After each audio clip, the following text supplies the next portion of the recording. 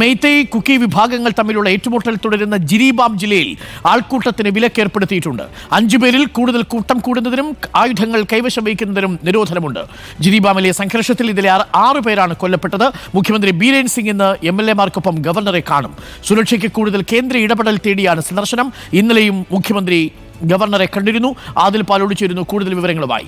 ആദിൽ പാലോട്, മണിപ്പൂരിൽ കാര്യങ്ങൾ ഒട്ടും ഭദ്രമല്ല എന്ന് മാത്രവുമല്ല, ഒരു ജില്ല ഒന്നാകെ ഇപ്പോൾ കർഫ്യൂവിലേക്ക് പോവുകയുമാണ്. എന്താണ് മണിപ്പൂരിലെ സ്ഥിതിഗതികൾ? Adil Palode, good morning.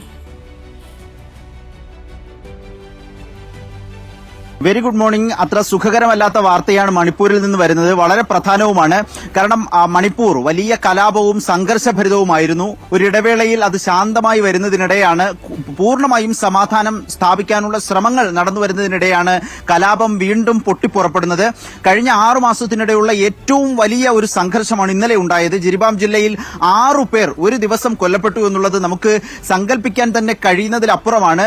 പരസ്പരം തോക്കുകളുമായി കുക്കി മെയ്തേയ് വിഭാഗങ്ങൾ പോരടിക്കുന്ന കാഴ്ച, അത് ബോംബേറിലേക്കും റോക്കറ്റ് വിക്ഷേപണത്തിലേക്കും വരെ എത്തി നിൽക്കുന്ന കാഴ്ചയാണ് ഇപ്പോൾ മണിപ്പൂരിൽ നിന്ന് നമ്മൾ കേൾക്കുകയും കാണുകയും ചെയ്യുന്നത്. ഈ അടിയന്തര ശ്രദ്ധ വേണം എന്നാവശ്യപ്പെട്ടുകൊണ്ടുള്ള ചർച്ചകൾ ഇപ്പോൾ പുരോഗമിക്കുന്നുണ്ട്. കഴിഞ്ഞ ദിവസം ബീരേൻ സിംഗ് ഗവർണറെ കണ്ടിരുന്നു.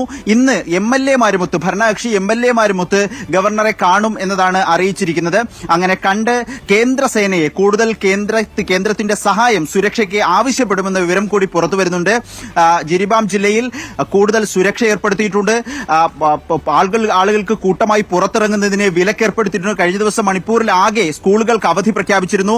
ആയുധങ്ങൾ കൈവശം വയ്ക്കുന്നതിനും ജിരിബാം ജില്ലയിൽ നിയന്ത്രണമുണ്ട്. ഇത്തരത്തിൽ മണിപ്പൂർ ആകെ ഒരു സംഘർഷഭരിതമായ കാലാവസ്ഥയിലേക്ക് വീണ്ടും എത്തിയിരിക്കുന്നു എന്നുള്ളതാണ്. കഴിഞ്ഞ വർഷമുണ്ടായ കലാപത്തിൽ ഇതുവരെ 140-ലേറെ പേർ കൊല്ലപ്പെട്ടു എന്ന കണക്കാണ്. ഇത് മനുഷ്യജീവൻ, അതിനൊരു വിലയുമില്ലാത്ത സ്ഥിതിയിലേക്ക് മണിപ്പൂരിലെ കാലാവസ്ഥ മാറുന്നു.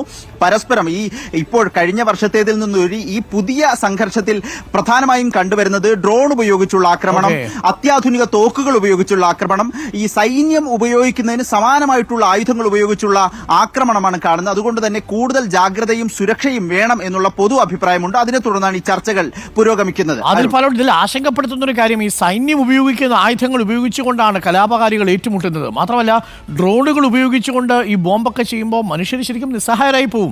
കാര്യം ഇത്തരം സംവിധാനങ്ങൾ ഉപയോഗിച്ചുള്ള കലാപമൊക്കെ നമ്മുടെ നാട്ടിൽ ആദ്യമായിട്ടാണ് കേൾക്കുന്നത്. നമ്മളെവിടെയും കേട്ടിട്ടില്ല അല്ലേ ഈ ഡ്രോൺ ഉപയോഗിച്ച് ബോംബിടുക, അതും ഒരു പ്രദേശത്തിലെ ജനങ്ങൾ ആ പ്രദേശത്തെ മറ്റൊരു വിഭാഗം ജനങ്ങൾക്കെതിരെ. എന്താണല്ലേ സംഭവിക്കുന്നത്? എന്താണ് ആ ചോദ്യം ഇന്ത്യക്കാർ ആകെ ചോദിച്ചുകൊണ്ടിരിക്കുകയാണ്. കാരണം കഴിഞ്ഞ ദിവസം നമ്മളൊരു ചിത്രം കാണുകയാണ്.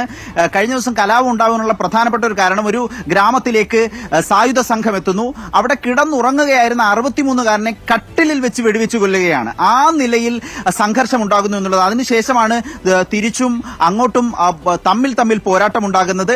മെയ്തേയ് കുക്കി വിഭാഗങ്ങൾ, ഇതൊരു സംവരണത്തെ തുടർന്നുണ്ടായ പ്രശ്നമാണ്. അത് വളർന്ന് അത് 2 വംശങ്ങൾ തമ്മിലുള്ള ഒരു നേരിട്ടുള്ളൊരു യുദ്ധസമാനമായ ഒരു പോരാട്ടത്തിലേക്ക് എത്തിയിരിക്കുന്നു എന്നുള്ളതാണ്. ഈ രൂപത്തിൽ നമുക്ക് ചിന്തിക്കാനാവുന്നതിലപ്പുറത്തേക്ക് ഇപ്പോൾ മെയ്തേയ് വിഭാഗത്തിന്റെ കൊല്ലപ്പെട്ട ആളുടെ ഒരു മൃതശരീരം കുക്കി വിഭാഗത്തിന് കിട്ടുകയാണെങ്കിൽ അത് വികൃതമാക്കി ആ മൃതദേഹത്തോട് കാണിക്കേണ്ട സാമാന്യ ആദരവ് പോലും നിഷേധിക്കപ്പെടുന്ന രൂപത്തിലേക്ക് മണിപ്പൂരിലെ കാലാവസ്ഥ മാറുന്നു. അടിയന്തര ഇടപെടൽ വേണമെന്നുള്ളതാണ് ഇന്ത്യയുടെ ആകെ പൊതു ആവശ്യം. അതിലേക്ക് കേന്ദ്ര സർക്കാർ ഉടനെ എത്തുമോ എന്ന ചോദ്യമാണ് ഉയരുന്നത്. അരുൺ, ഓക്കെ, ആദിൽ പാലോട് നല്ല വിവരങ്ങൾ നൽകിക്കൊണ്ടിരിക്കുക. ആദിൽ പാലോട് നൽകുന്ന വിവരങ്ങൾ കേട്ടിട്ട് ഭയമാവുന്നു അല്ലേ?